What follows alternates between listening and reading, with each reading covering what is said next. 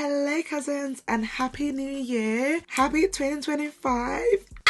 I feel like this year brings you nothing but happiness to you and your loved ones. I feel like this is the year for us to enjoy life and just be great. We are kickstarting this year with some of our favorite 2024 best products. I did try to limit this to products that got launched in 2024. However, there are some products that crept into this video that didn't get launched in 2024, but they're just my absolute favorite, and I just couldn't not include them in today's video. And these are also products that I'll be using in 2025 because they are so good. So without further ado, let's just straight into today's video. I swear to you guys, the years are now just going past so quickly. Like, you blink and it's the next year. Guys, don't mind my voice, I am currently sick, but this year I promised myself that we're just gonna go bigger and better and just go ham with the content. This year's motto is work hard, play harder. There were so many launches in 2024. At one point it was actually getting overwhelming, but I am not here to complain because a lot of them was actually dark girl friendly. We did have some makeup releases that were quite questionable, but for the most part there was a lot of really good launches. Standard with primer, I've decided to go in with the NYX the Face Glue Gripping Primer. To be honest, there wasn't that much to choose from.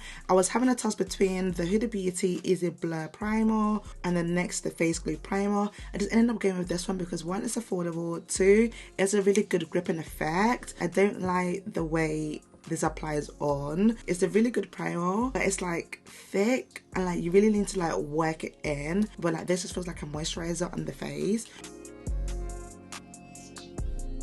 And I always use way too much of this primer and this just melts into the skin.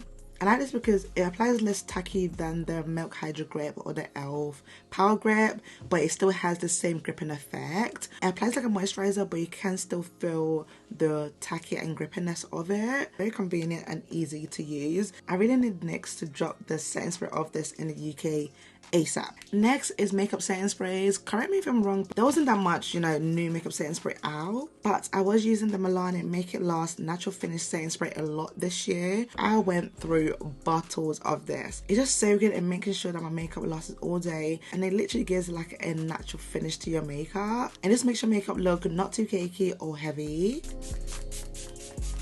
And I can use this before, during and after my complexion product. It just like melts everything together. So good. So good. Now, a lot of people will say that the Huda Beauty Peach color corrector was probably like the best color corrector that launched in 2024. However, I couldn't get myself to purchase it. What I did get is the NYX Pro Stick Correcting Concealer.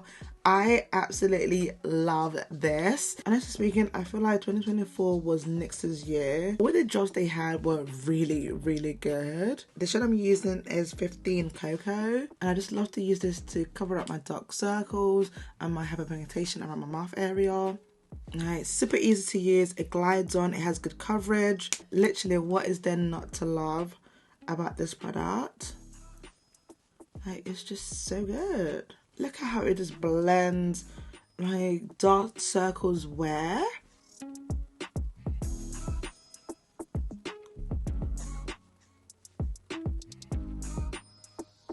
Lovely. 2024 must have been the year of foundation because the amount of foundation that dropped, ridiculous. There must have been like a foundation drop every single month because I just see myself buying so many foundations. Out of all the launches, I've got 4 here that I truly enjoyed. Right now I'm still debating on which one to use. So starting off with the Tete Cushion Foundation, I feel like this might have been the most viral foundation of 2024 because everyone and their mom was trying to get their hands on this, and the fact that they extended the shade range as well just made it better. And I feel like Tete have actually come up with like different types of foundation because I've seen like the pink one and the silver one. I don't really know what they do. I think one is a matte one, but this absolute legend. This is actually the foundation I actually wore to my stepbrother's wedding, so she is really good. Next, the Urban Decay Face Bond Foundation.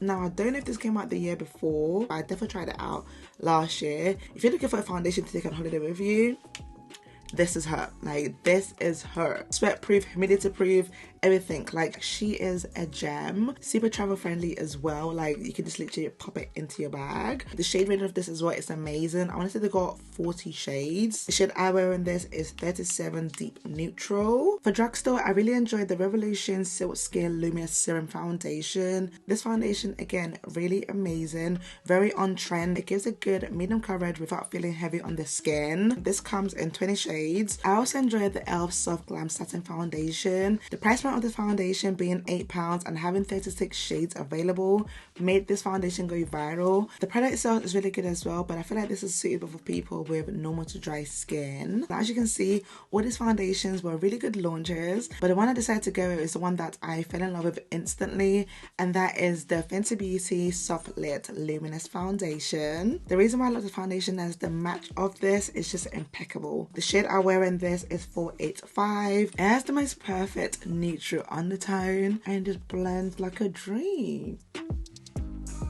And just look at this, cousins. Miss Riri really did her thing.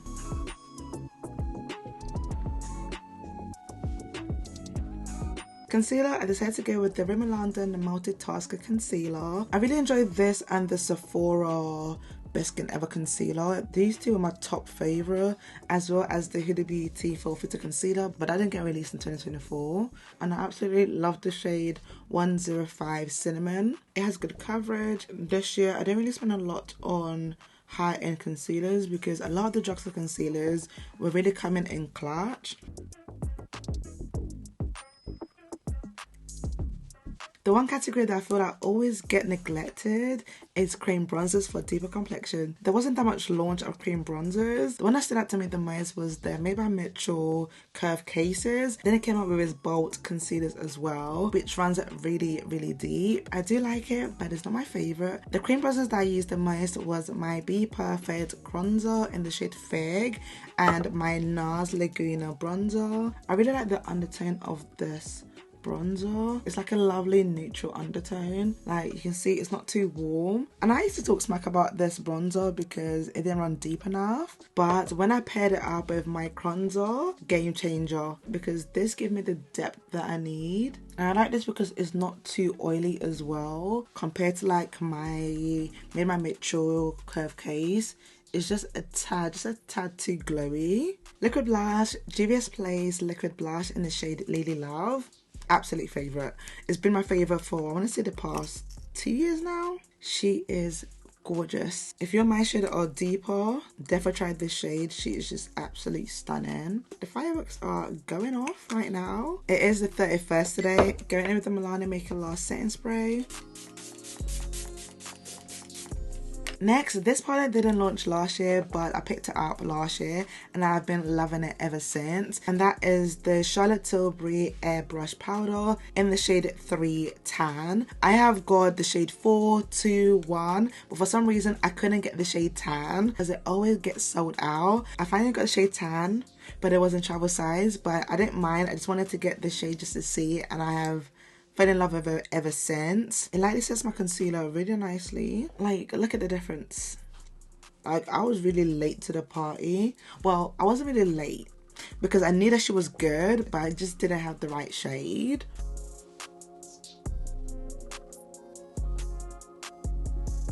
The La Mercier Translucent Loose Powder in the shade Honey is my setting powder of the year. I do have others that I adore, but this, she really came in clutch for me this year. This and the Huda Beauty has been an all-time favourite for years. And to be honest, I don't see it changing because the formula of both setting powders is just right. It's like there's nothing more you need, you know?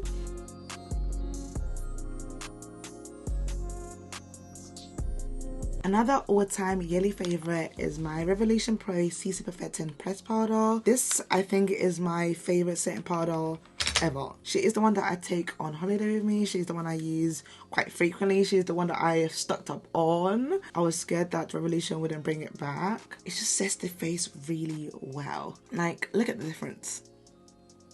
You guys can see how much she is loved, okay?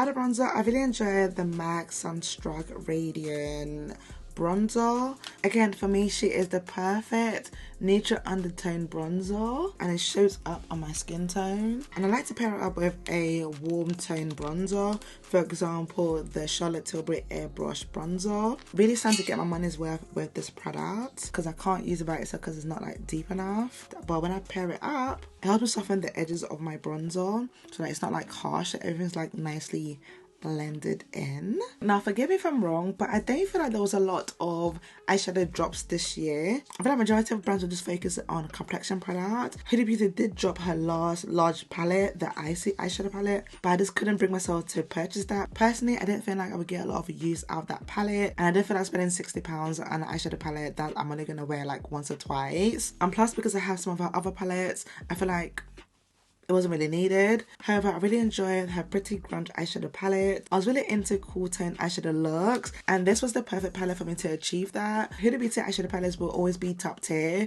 The formula of the shadows is great, it's pigmented, it lasts all day. You can see the quality on the eyes is just absolute stunning. I'm going first with the shade called Fearless, and I'm just placing that on my outer corners. I can actually see a lot of eyeshadow palettes dropping in 2025 because I feel like a lot of people want to be more creative with the eyeshadow looks. I feel like everyone's sick and tired of soft glam. I'm absolutely fine. Just look at this. Even with that one shade, it looks like I've gone with like 2 different shades. I myself didn't do a lot of creative looks this year. Very much into matte, cool tone looks. It was literally my go-to, but I can't wait to like start playing with more colors and get that creative juice flowing. This look was my signature look of 2024. I just love this look because you can literally wear it for any occasion. My lip liner combo of the year has to be the Colourpop lip pencil in the shade Peach, and I deepen up with my Primark eyeliner in the shade Brown. This combo will be rocking with me until I find something better, which is going to be hard to find because I love this so much. For powder blush, you guys know how much I love my orange blush from Excess Revolution. This orange blush is literally my favorite blush of all times, and I feel like I've mentioned this year in and year out. She's just so good, and I feel like everyone definitely needs an orange blush in their makeup kit, especially if you're dark skin. It just does something to your makeup that just elevates it so beautifully. However, I recently purchased the NYX Buttermelt blush. There actually will be a video coming out of me testing out this product and my first impression of it. I have had this blush for months now. I do have a couple of videos coming out that I already recorded. I'm just gonna edit them and post them, and me testing out this is one of them. The shade I've been loving is Back and Butter. She is honestly so pretty and super pigmented. NYX really stepped up this year, like literally out of nowhere. This year I really didn't have a favorite lip product. I kind of like went with the flow, which is ironic because the amount of lip products that got launched in 2024, overwhelming. Me thinking back at it, nothing really like, you know, sticked out to me except from the e.l.f. lip oils. Those are really good. For this look, I'm gonna go with my Too Faced Lip Injection lip gloss in the shade Soulmate. This is one of my all-time favorite lip products. Love this shade. If you know me, the only thing I don't love is this sensation of this. It's so tingly. I'm just gonna go top that with this lip gloss oil.